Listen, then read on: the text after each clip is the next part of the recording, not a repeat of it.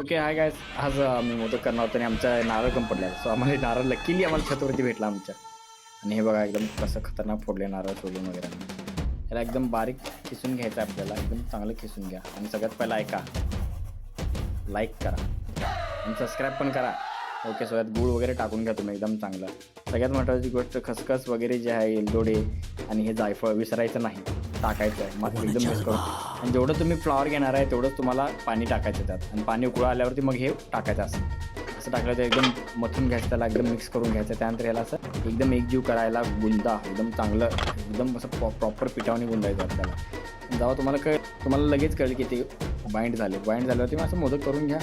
मोदक केल्यावरती स्टीमर बनवा तुमच्यासाठी. आम्ही बाहेरून आणलेलं स्टीमर बनवा, त्यात मोदक वगैरे टाका, एकदम स्टीम द्या क्वालिटी 10 मिनिटासाठी 15 मिनिटासाठी. झालं मोदक तयार. नंतर भांडी पण घासा. यायला एक डोक्याला तापच आहे, घासायला लागते दिवसभर.